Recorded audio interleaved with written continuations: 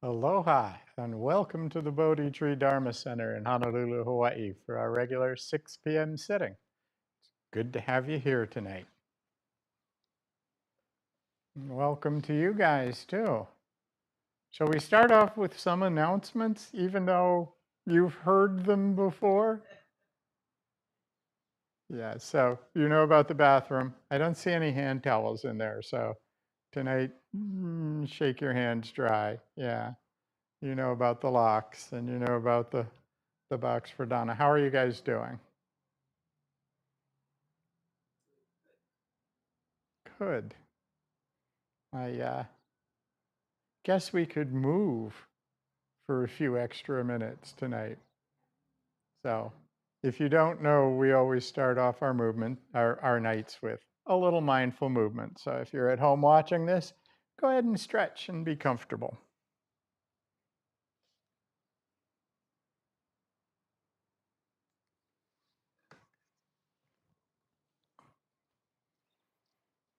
All right. We'll start by just getting into a standing posture with our legs, our feet maybe hip width, shoulder width apart, our knees flexible and loose so that we're not stiff and up, and maybe just leaning just a slightly bit forward. In other words, the weight maybe 60% on the ball of our feet and 40% on our heel. Allow our shoulders to be loose and not tight, and then as we hold them out, it's almost as if we have an egg under here. So we're not crunching them up against us, they're just hanging loose. And we'll just stand, let our bellies drop, take a nice deep breath in.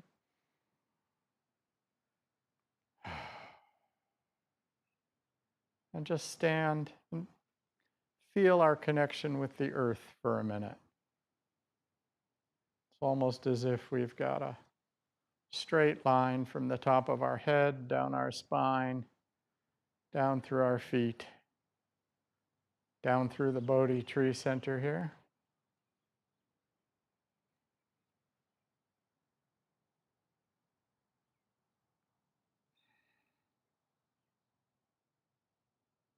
And tonight we're just going to very easily start with some gentle movements, sort of a gift to our body. If it's uncomfortable, don't do it.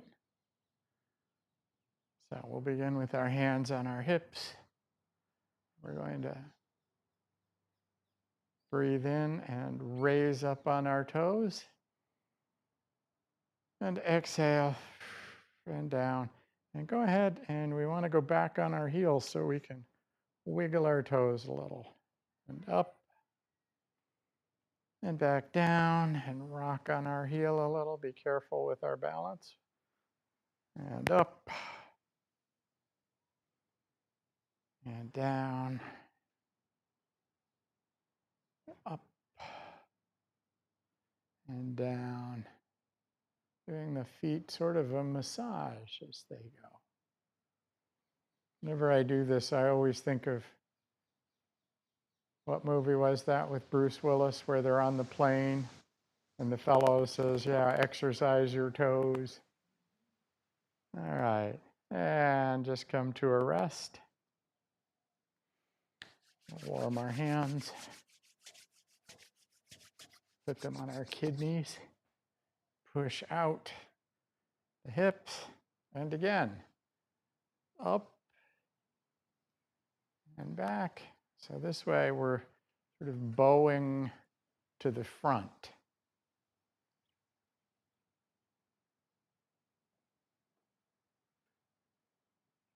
Be careful with our balance. And if any of this is uncomfortable, don't do it.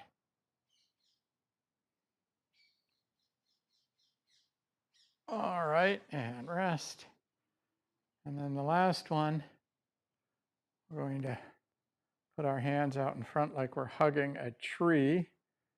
And now we can see our back is bowing the other way. And we'll do the same thing again. Up and down, and wiggle our toes. And up and down. Wiggle. Up and wiggle. And just let our arms rest. And now we'll spend 20 or 30 minutes simply standing here. Maybe just a minute.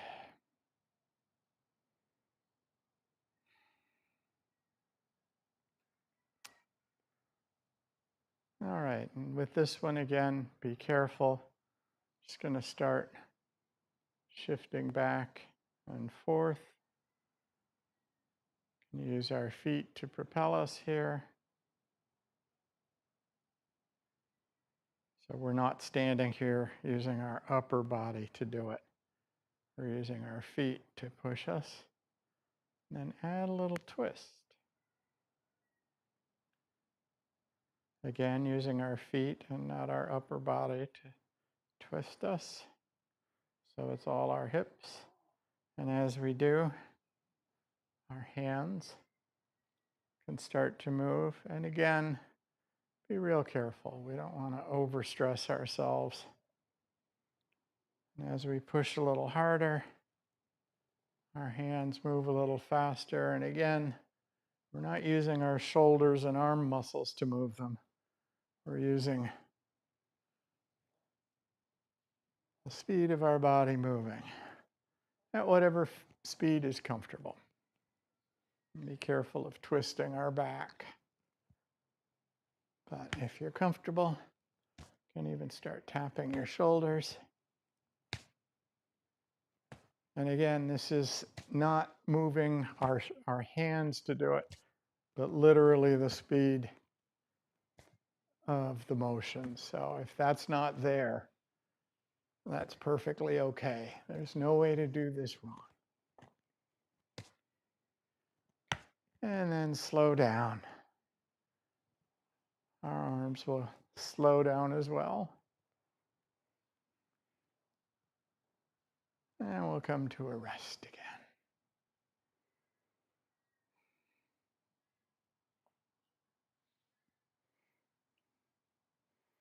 Mix it up from a few different styles.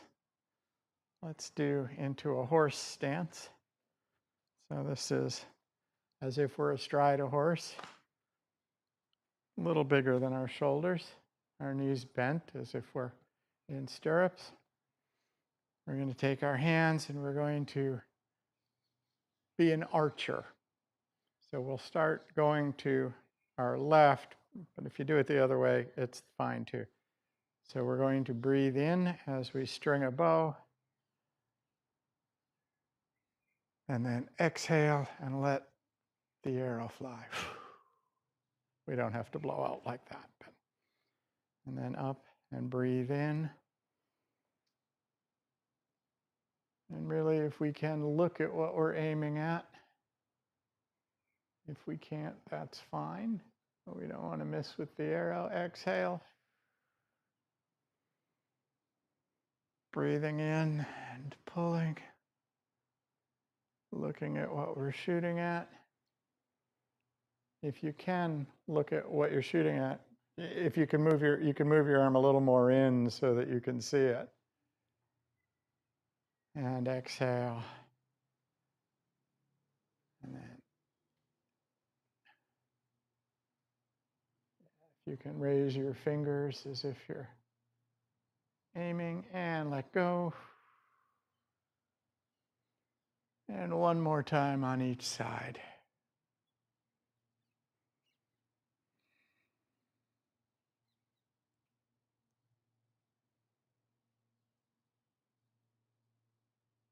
There you go. Get those shoulders out and let go. And then come back in. Another couple hours of just standing here.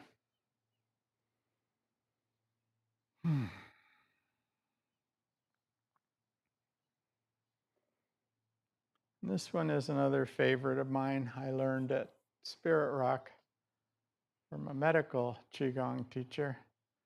So we're going to do the soft ball of Qi. So imagine we've got a ball of energy of our own Qi. Can feel it between our hands.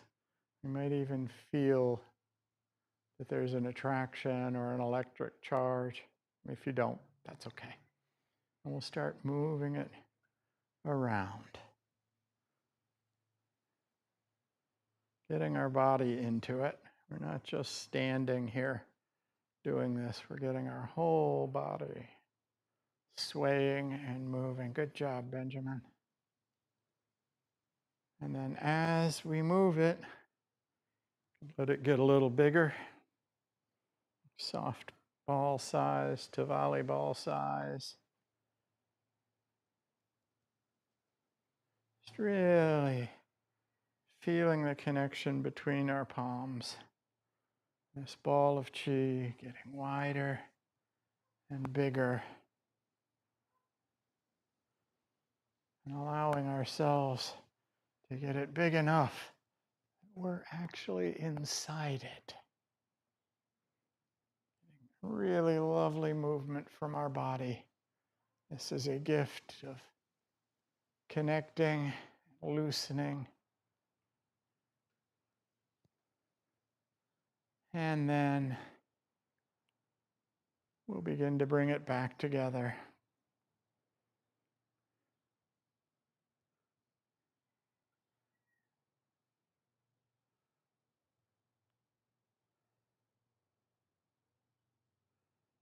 Till we're back down to our soft ball size.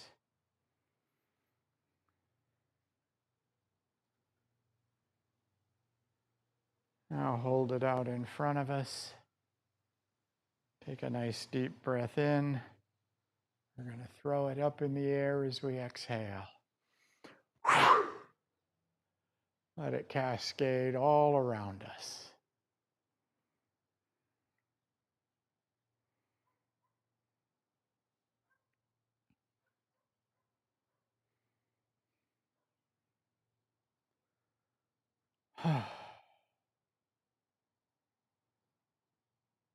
What do we want to do here?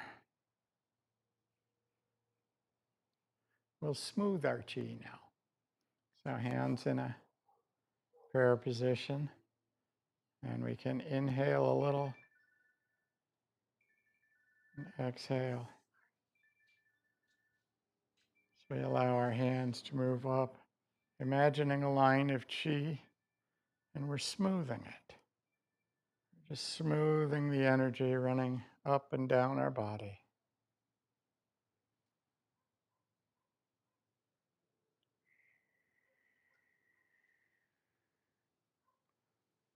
Each time we go up a little higher.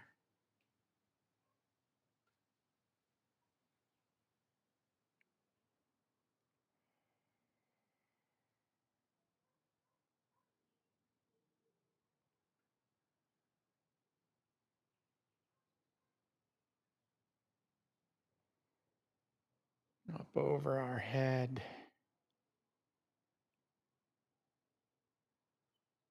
Just feeling that smoothing motion of our energies all the way up as if we're touching a bell and down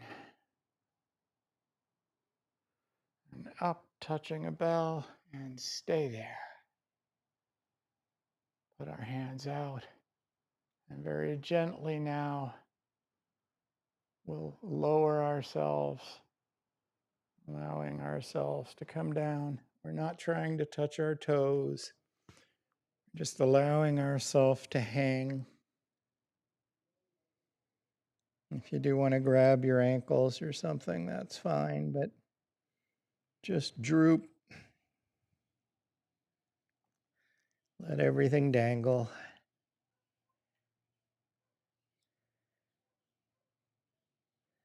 And we'll take a nice breath in. And on our exhale, come up slowly using our legs. We're not trying to stress our back.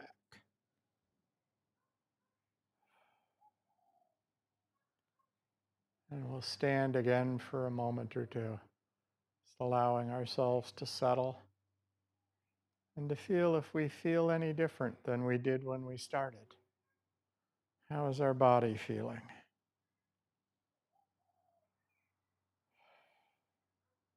And when we're ready, we'll make our way gently and mindfully to our chair for our first sitting.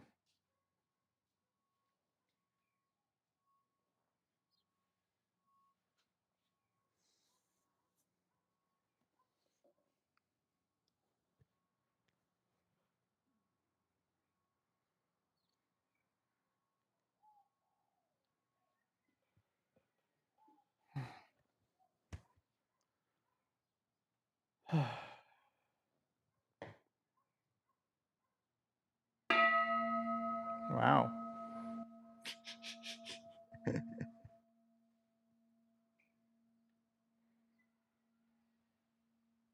Let's just settle into a comfortable and alert meditation posture. Today's first sitting will be an exploration of how our body responds to gifts, how our body responds to generosity, one of the first things the Buddha taught. This is not going to be particularly intellectual. So let's just start with some nice deep breaths in and hold and exhale just to get the body relaxed.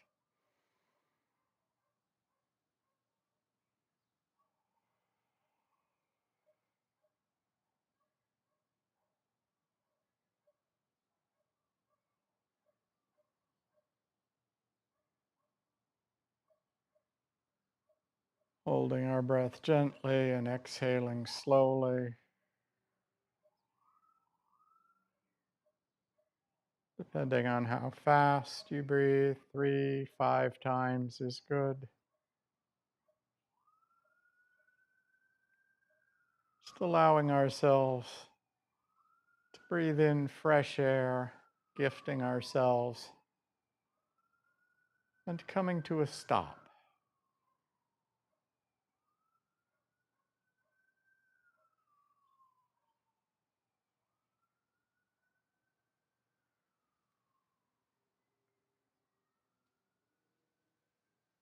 And when we feel ready, just allow our breath to return to normal, whatever that may be.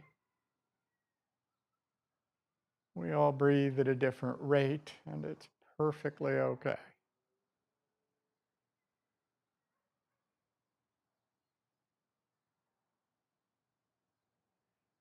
And let's just spend a minute or two becoming aware of sitting and knowing we're sitting.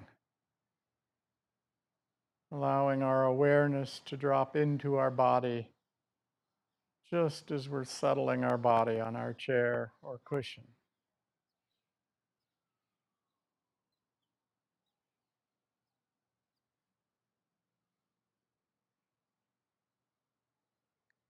open and aware to all the sensations of sitting, the sense of gravity on our feet or ankles connecting us with the earth, our sits bones holding us in place.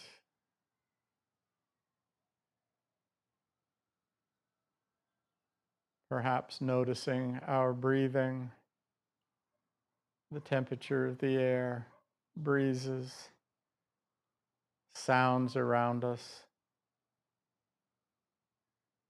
All of these sensations that go with simply sitting and being present.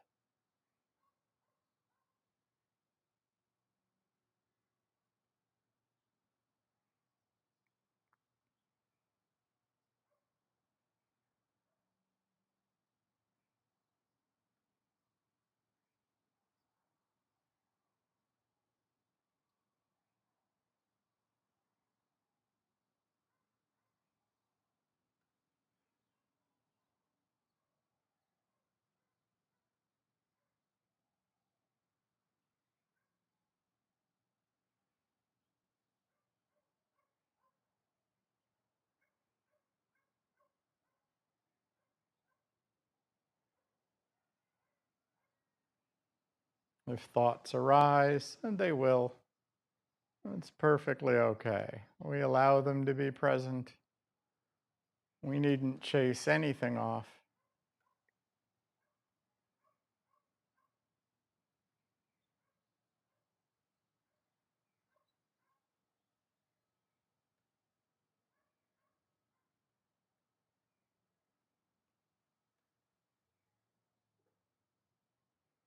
Just becoming aware of how our body feels at the moment, in this moment, with this breath.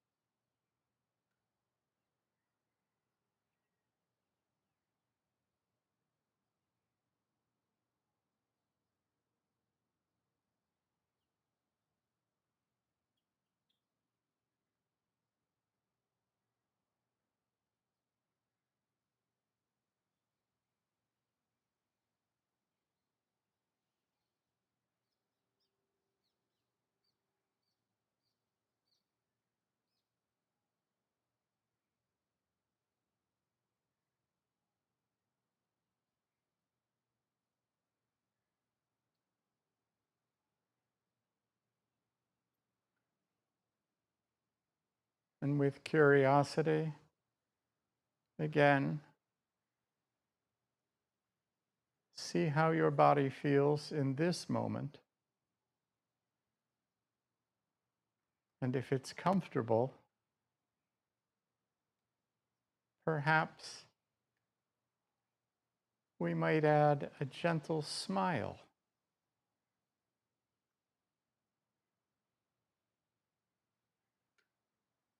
This might just be the physical smiling. Needn't be a grin.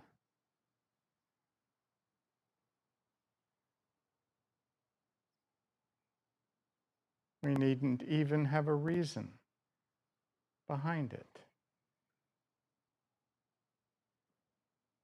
But after smiling, let's explore, does my body feel different?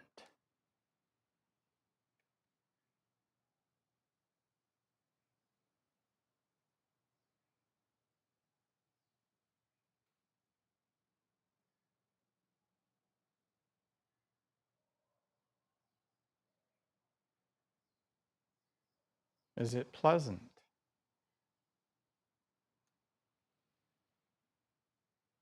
Is it unpleasant to smile? Is it neutral? All of these are fine.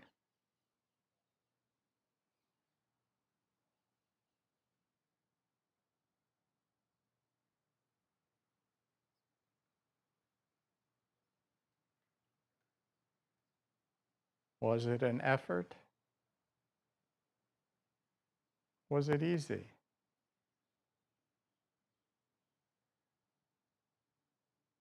How do I feel in this moment?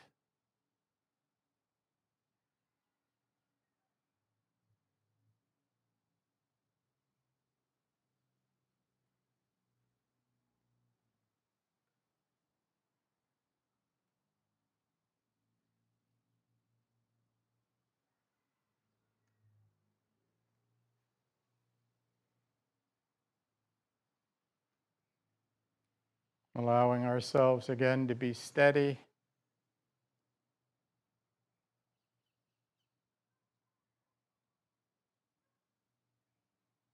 Let's bring to mind a time we gave someone a gift because it was simply the right thing to do in that moment because we wanted to.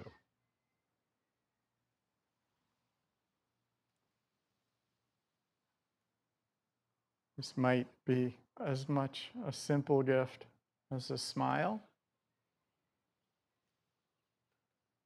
all the way to whatever is truthful in this situation.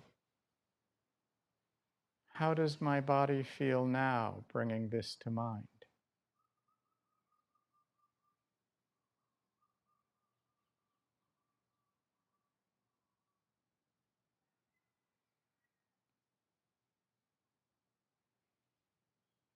We aren't running the memory over in our head and replaying it.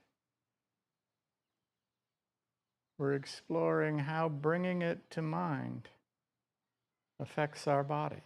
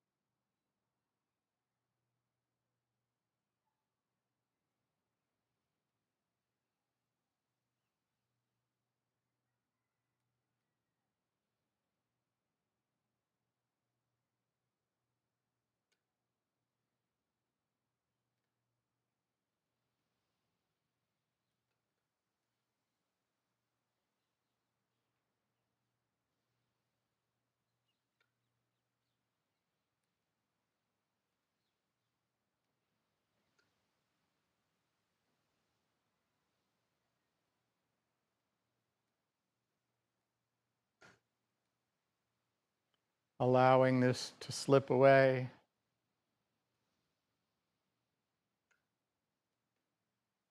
Again, curious about how our body feels.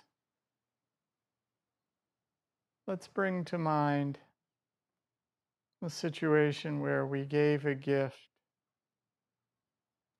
that we didn't wish to at the moment. We gave it because we felt we should, or because they gave us a gift last week, so we feel we should return the gesture. How does this feel in our body?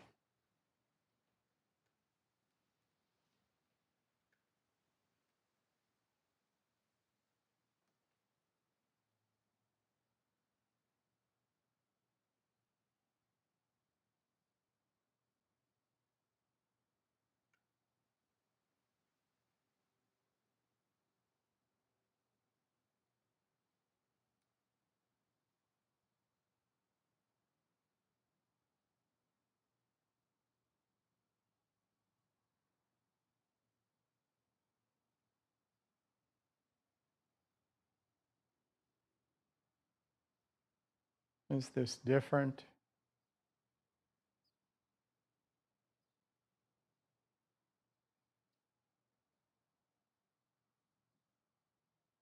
How is it different?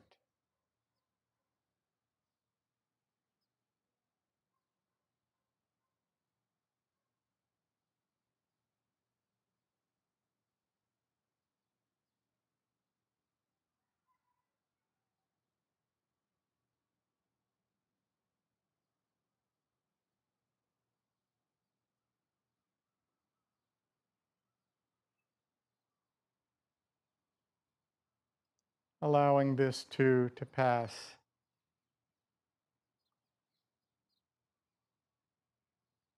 We simply return to sitting and knowing we're sitting.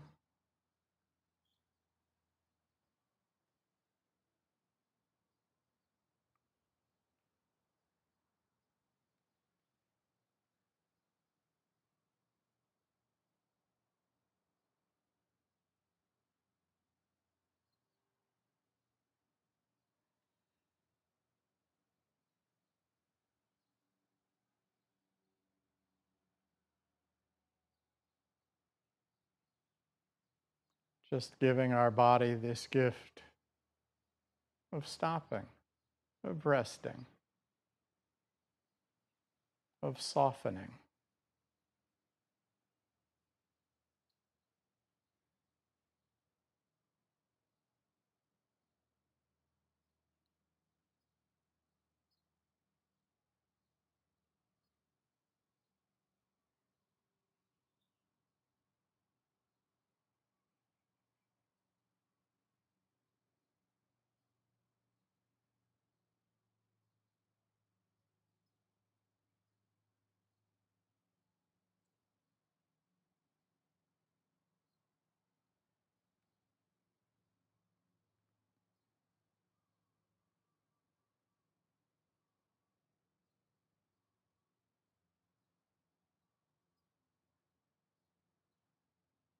Again, we just let whatever arises be present. Thoughts, sounds, sensations, feelings, all welcome at this party. The door is open.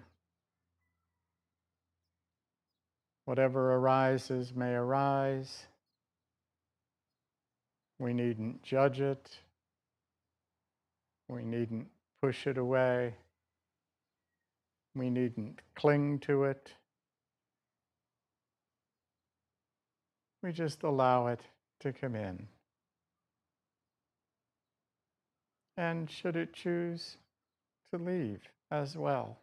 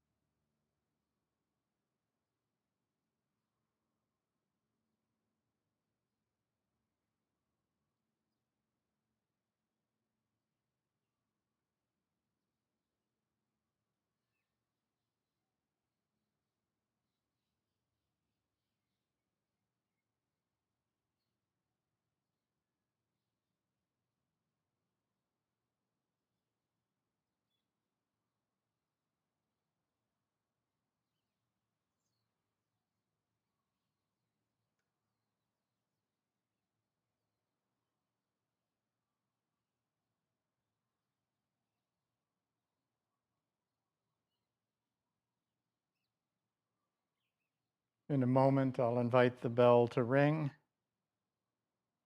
We needn't hurry back. Just allow the sound of the bell to enter our meditation. Be present, just as everything else that enters our awareness is present.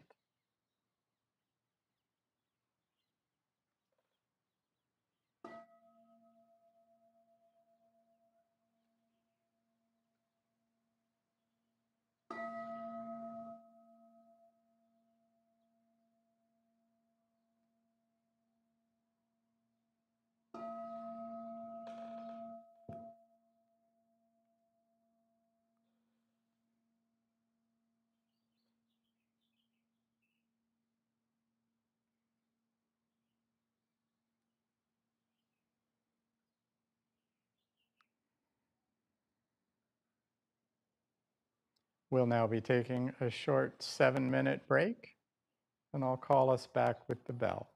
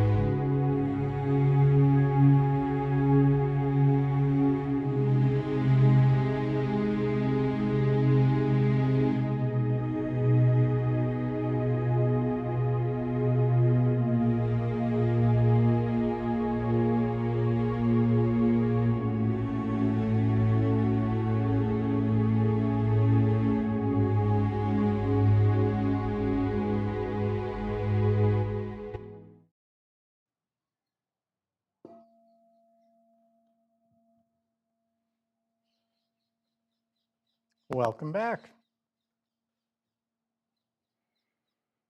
So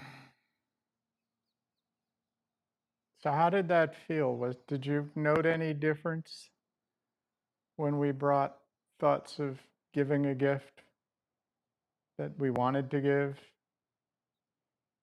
compared to one we felt obligated to give in our body?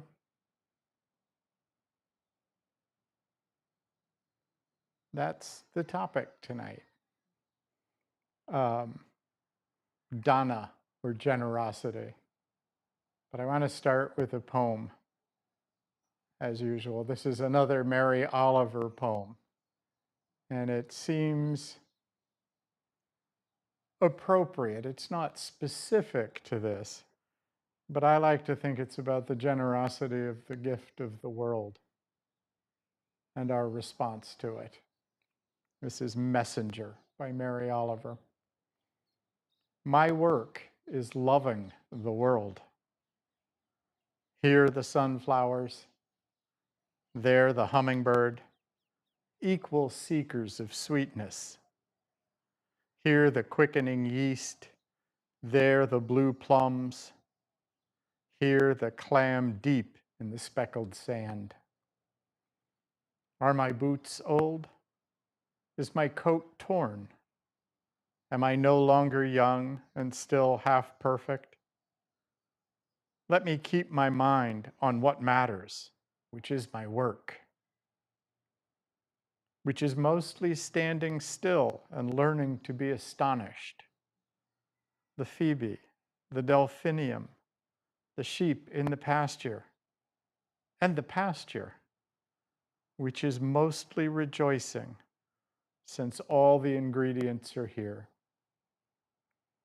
which is gratitude, to be given a mind and heart and these body clothes, a mouth which to give shouts of joy to the moth and the wren and to the sleepy dug-up clam, telling them all over and over how it is that we live forever.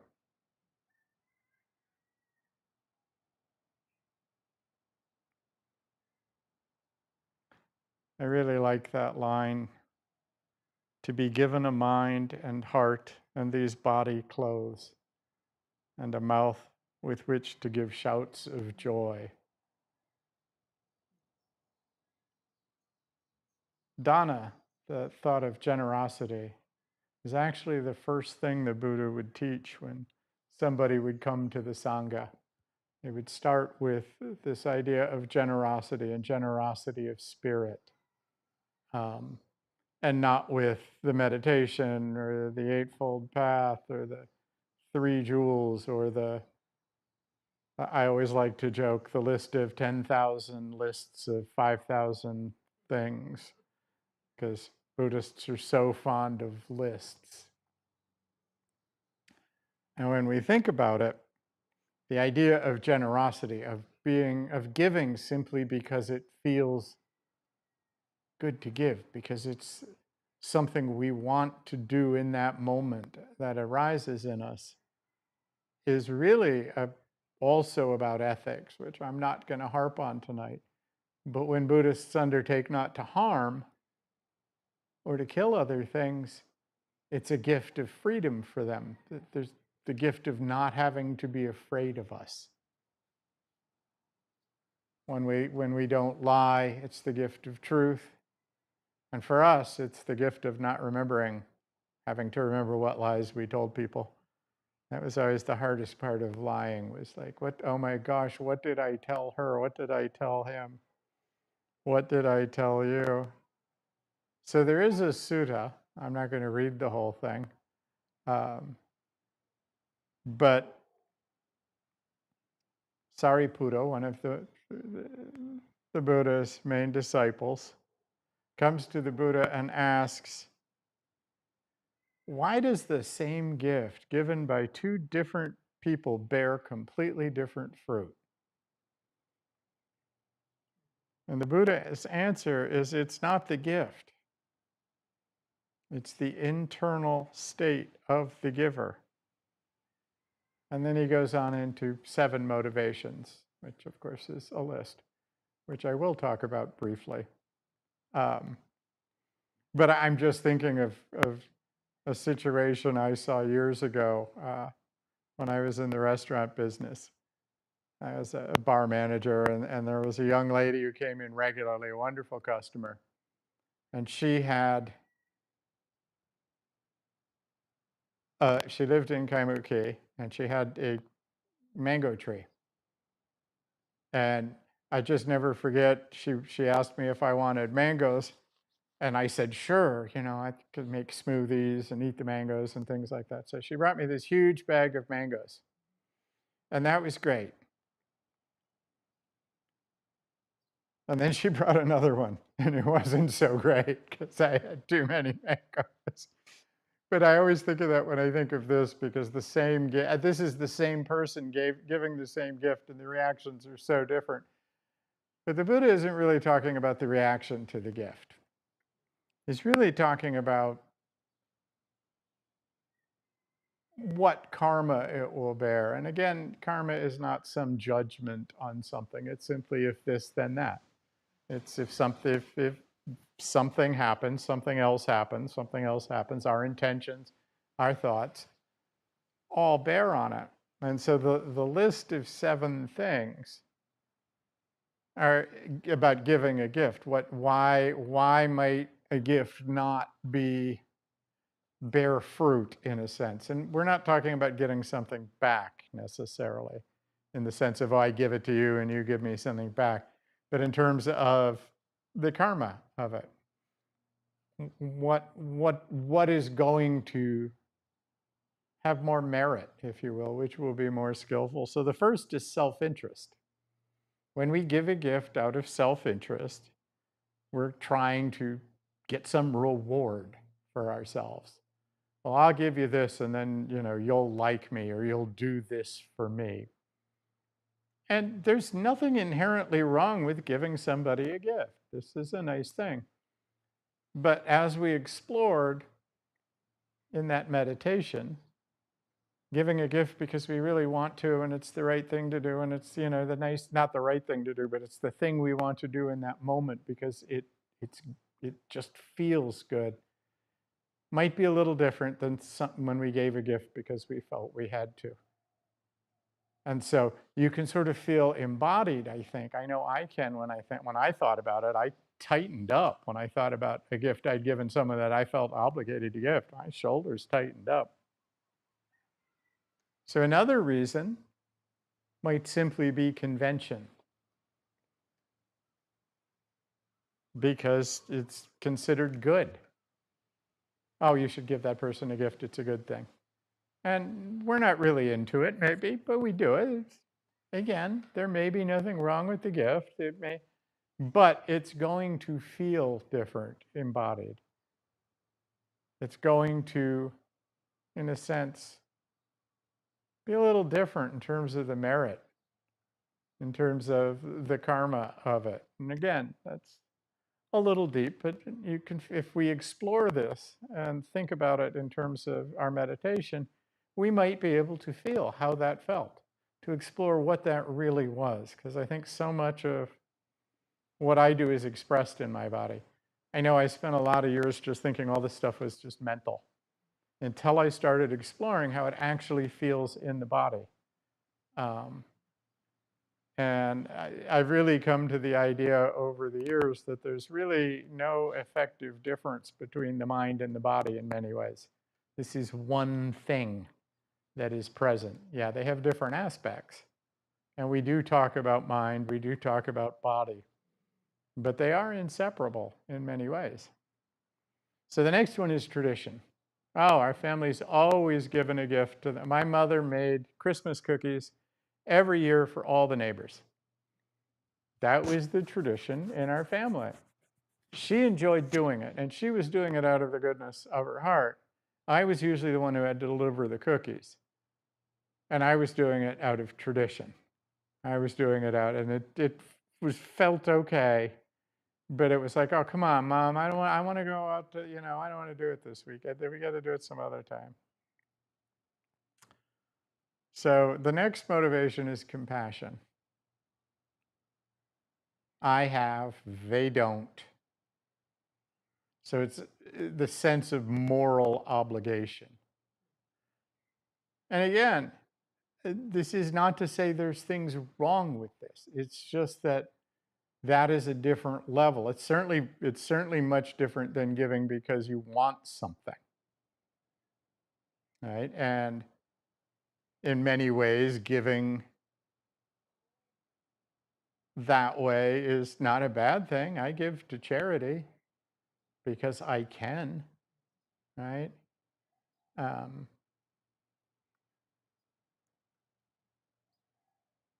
then there's aspirations. And the Buddha says that's giving because you are trying to emulate the generous people in the past. Um, I've noticed this in committee work I've done, when at the end of the committee, sometimes people give gifts because the last person who was the year before on a committee gave gifts. And so you're trying to live up to that ideal. And again, not necessarily a bad thing, but it'll feel a little different. Then there's serenity. And this is giving because it calms the mind and joy arises. And again, not a bad thing. It feels good to give somebody. Give a 4-year-old a balloon. And you can practice sympathetic joy as this child just really gets off on the balloon. There's nothing wrong with this. It's certainly better than giving because you're expecting something from the 4-year-old. Having been around 4-year-olds, I can almost assure you, you probably won't get what you are hoping from them. You'll get something, and I'm sure it will be lovely if they're wonderful little 4-year-olds. But it's not going to pay off in the sense of, oh, I'm giving them this so I can get that.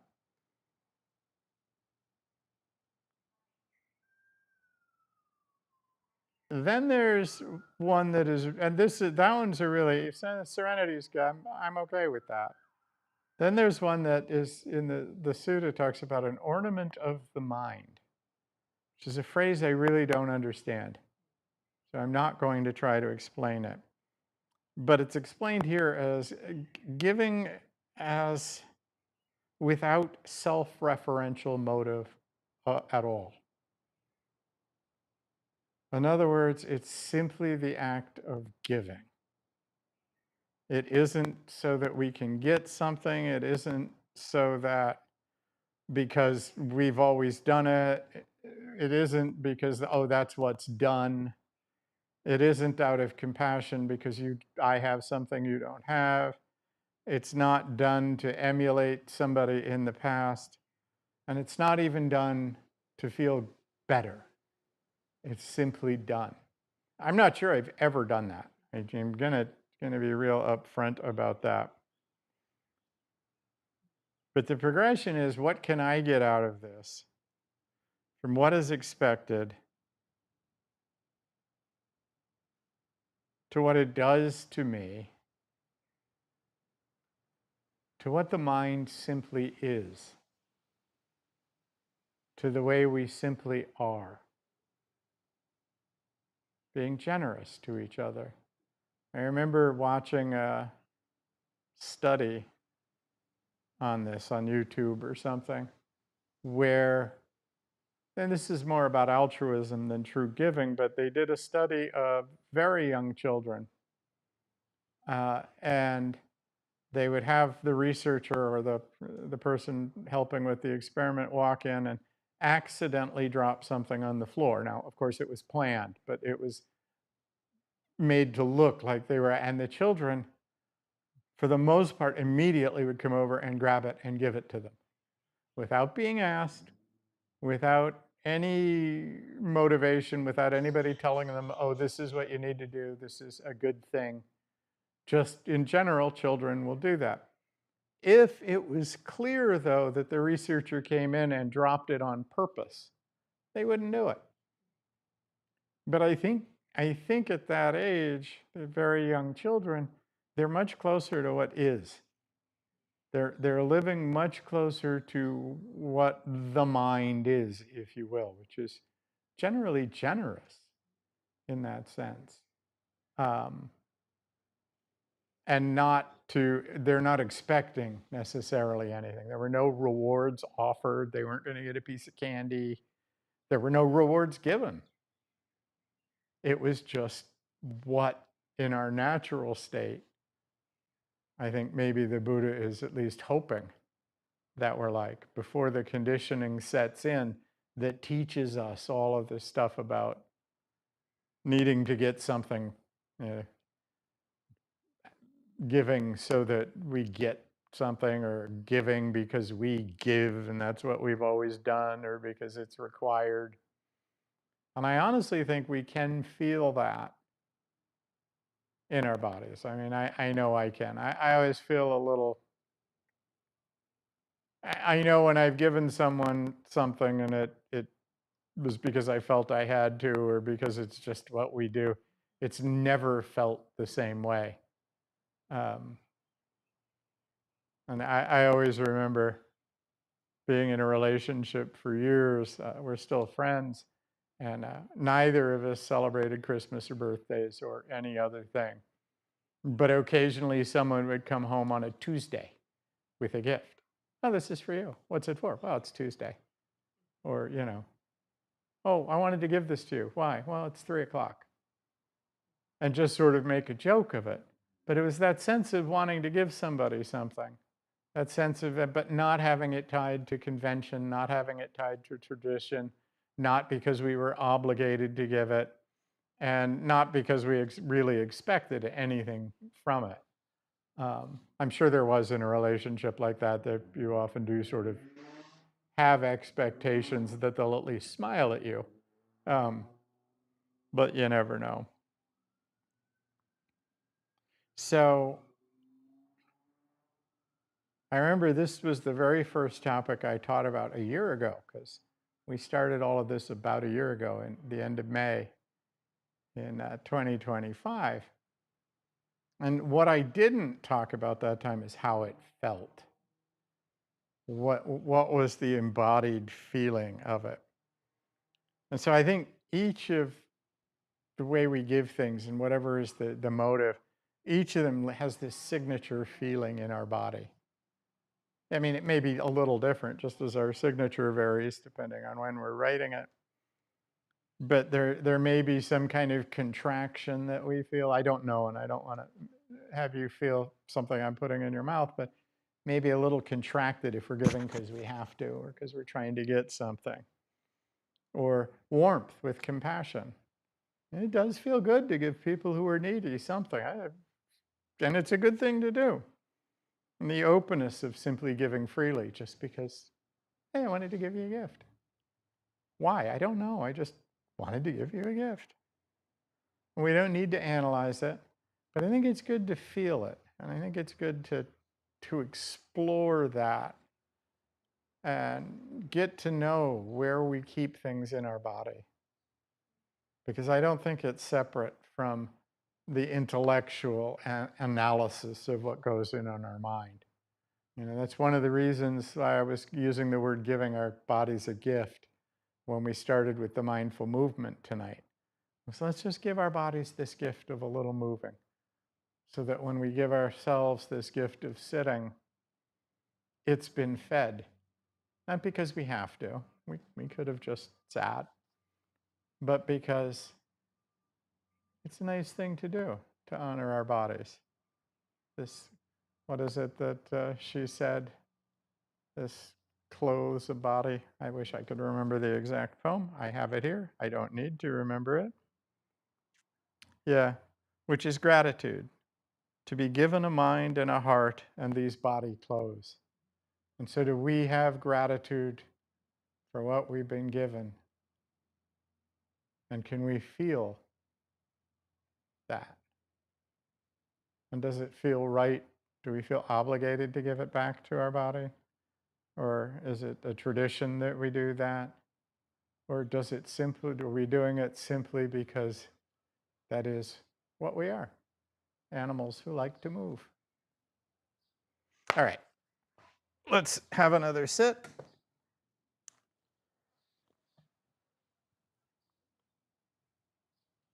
See if I can not disturb us with the sound this time. I hit it a little too hard last time.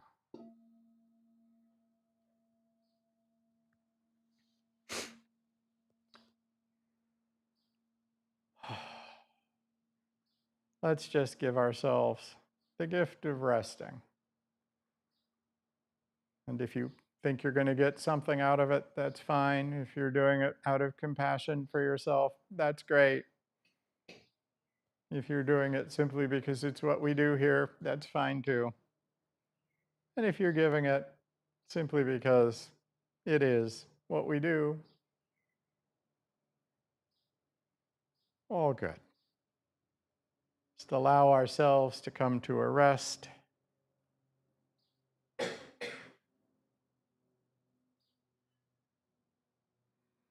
Stopping. Getting off the hamster wheel.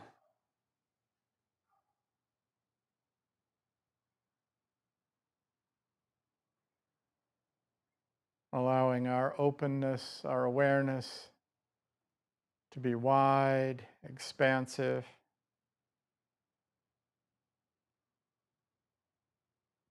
Aware of our body, of the sounds around us, the space we're in.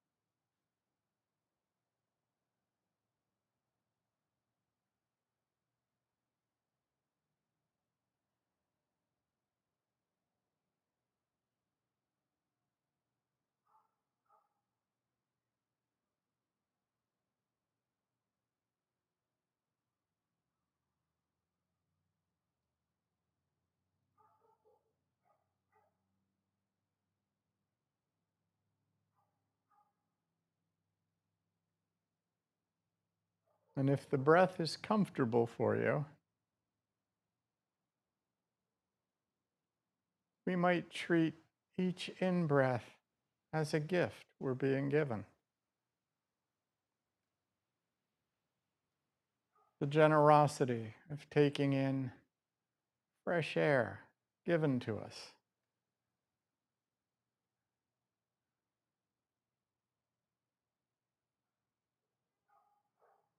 And each exhale, our gift in return. Not because we have to, but because giving is good.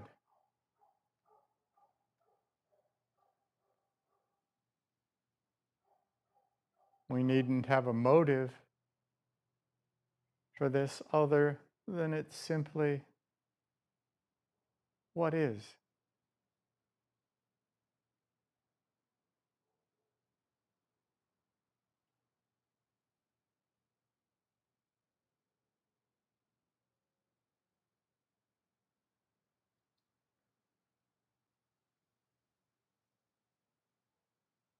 The world gives us the generosity of a breath in,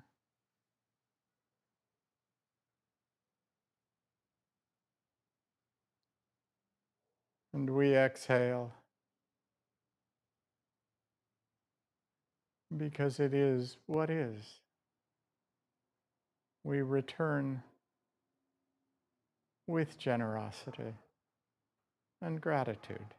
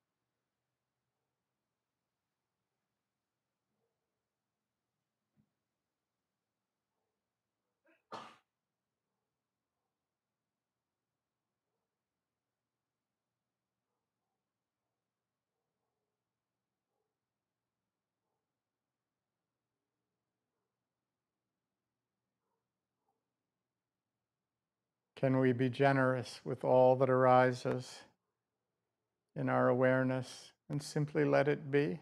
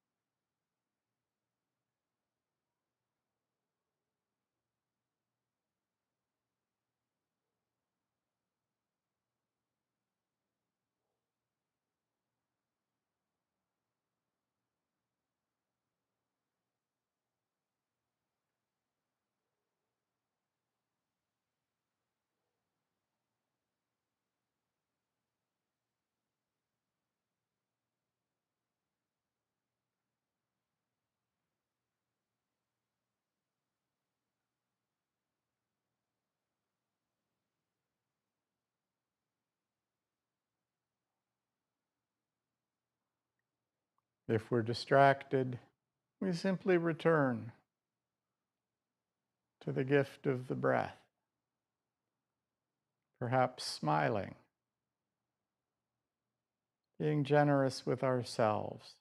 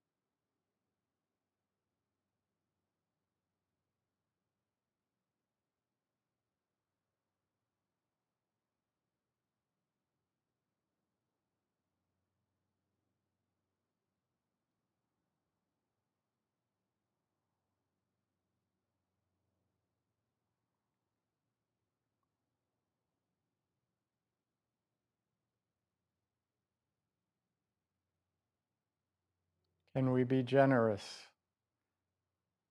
with everything that arises, allowing it to be present on its own terms?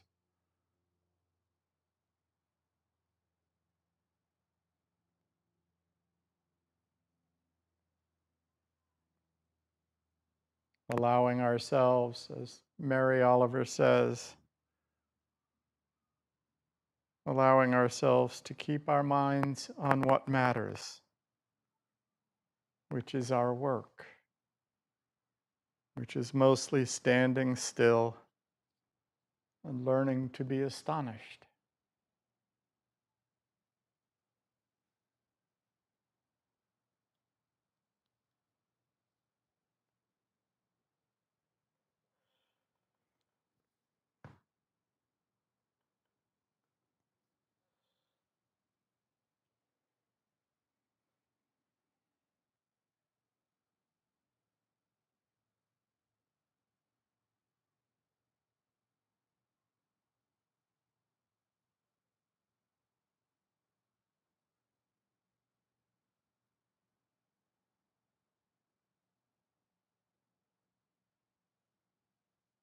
Shortly, the bell will gift us with its sound.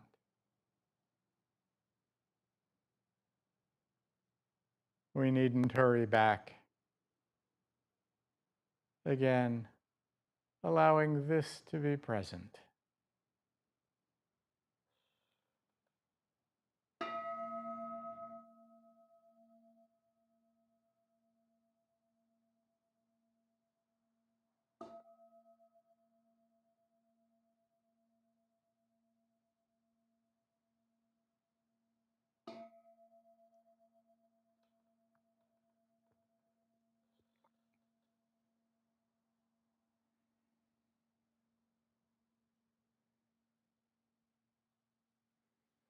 Thank you for practicing with me.